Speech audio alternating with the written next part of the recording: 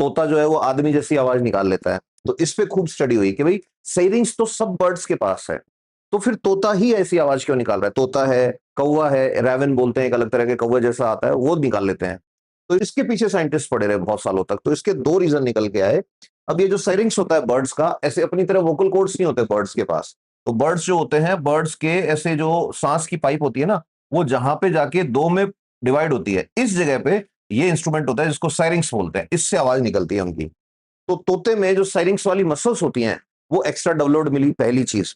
Extra developed मिली तो उसपे उसका कंट्रोल अच्छा है। जैसे कुछ लोगों का वोकल कॉर्ड्स पे कंट्रोल अच्छा होता है, वो अपनी आवाज चेंज कर लेते हैं, पढ़ाते पढ़ाते एकदम से आवाज चेंज कर लेंगे।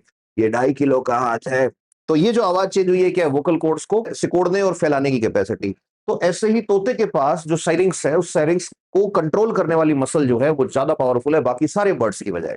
दूसरा रीजन, तोते के अंदर ब्रेन में एक अलग जो बोलने वाला एरिया है, उसके ऊपर अलग तरह के जो है स्पेशल रीजन मिले। वो जो स्पेसिफिक रीजन मिले उनको कहते हैं शेल। तो 2 रीजन है, एक तो साइरिंग्स की मसल ज्यादा मजबूत है, दूसरा ब्रेन में शेल नाम का एक एरिया है, वो ज्यादा विकसित है, डेवलप्ड है तोते में और कौवे में। ये जो है, इनमें भी अफ्रीका में एक ग्रे पैरेट होता है, उसका जो शेल है ब्रेन के अंदर, शेल क्या है? कवच का नाम नहीं है। शेल मतलब ऐसा एरिया जिसकी वजह से तोता वर्ड सीखता है, चीजों को पहचानना सीखता है। अफ्रीकन ग्रे पैरेट में सबसे ज्यादा डेवलप्ड है, इसलिए अफ्रीकन ग्रे पैरेट सबसे ज्यादा इंसानों जैसी बातें बोलता है और सबसे ज्यादा चीजें उसको याद भी रहती है। तो ये इस बात का आंसर है कि बाकी के बर्ड्स जो है